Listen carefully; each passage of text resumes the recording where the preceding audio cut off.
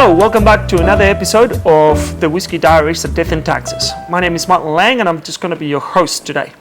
Today we're going to be talking about Nikka Distillery. The Nikka Distillery was founded by Masataka Taketsuru in 1934. Before that, he was in Scotland working in Hazelbourne in Campbelltown. After that, he did some university studies and he married a Scottish girl called Rita, and they both moved back to Japan. In 1933, he started building the Nikka Distillery in the Yoshi town in Hokkaido. That's the North Island.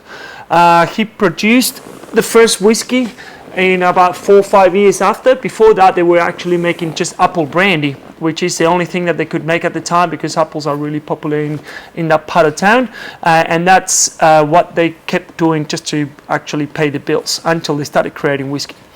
Now they produce after that. In 1960s they started another distillery that is called Miya-Iku. Miya-Iku and Nikka are the main distilleries for Nikka.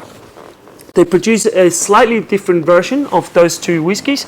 The Yoshi has a tendency to be a little slightly more smoky.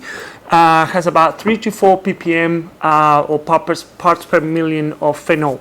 And then Miya-Iku is more like a floral, lighter style of whiskey, more related to sake. The reason they produce this whiskey, well, it's not actually official statement, but I'm assuming it has to do more just to match more with sushi and with salmon and more lighter style of foods. Now they have a big range. Nikka Distillery, they try to produce as many different whiskies as they can. So we're going to start with these two, obviously, as I already said. Then they produce something that is very interesting and is very unique to Japan as well and to the world. They produce something that is called a coffee.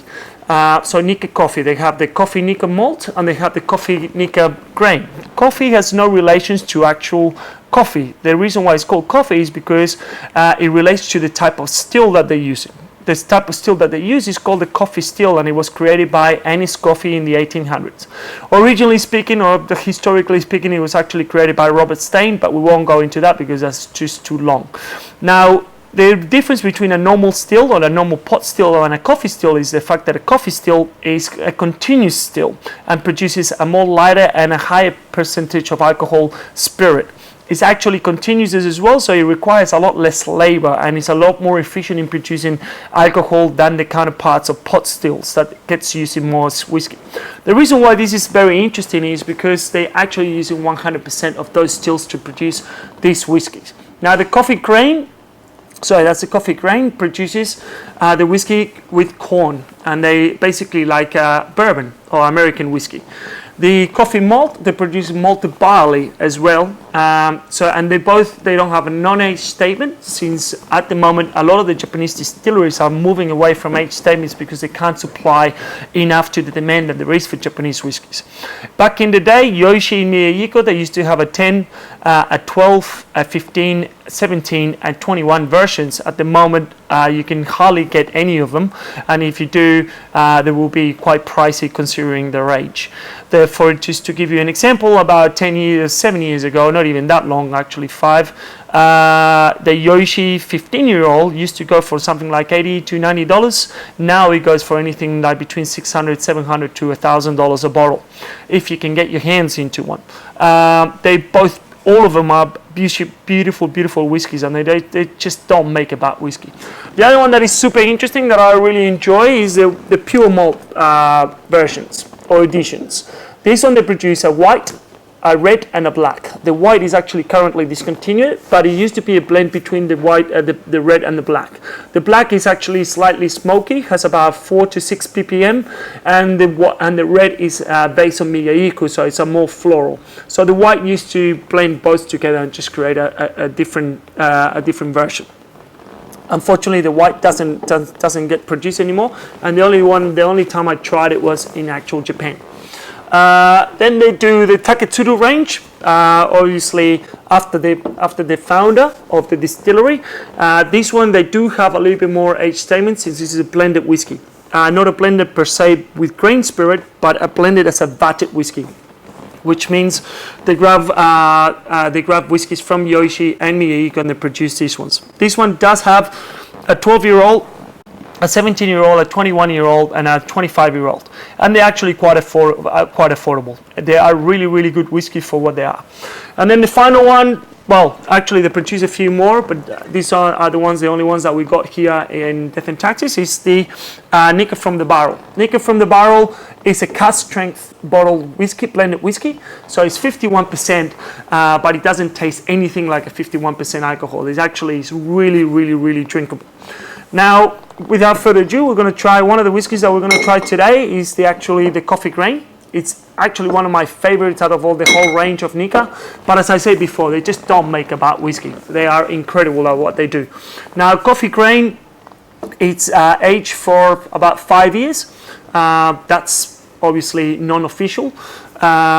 We don't really know. I don't particularly know the age of this whiskey, but I do know that it's American oak. But it's because of the grain that they use and the way it's distilled and stuff. It actually doesn't taste like a bourbon would taste. Obviously, bourbon being aged in American oak and produced out of corn, this is basically could be considered as a bourbon, but it doesn't taste anything like it. It actually has a really, really spicy nose. And as I said before in previous tastings, you just swirl it around, have a quick smell, and then after that you have a small sip. This sip, the first sip, will make you gauge on how strong the whiskey is for your personal palate. This particular whiskey is 45% alcohol. For me, that's quite strong, but not super strong. So I would give it about probably a 6. After that, you grab your eyedropper. So your water dropper, and you do 6 drops plus 1 for luck. So 1, 2, 3, 4, 5, 6, and then final 7. What the water does is going to activate, is going to react with the oils of the whiskey, and it's going to actually open up the aromas. That's lovely. So now you can still get in that spiciness and all those cloves and cinnamons that you get initially. Now you'll get a little bit more sweetness from the vanilla, from the American oak coming through. Now after that, another sip.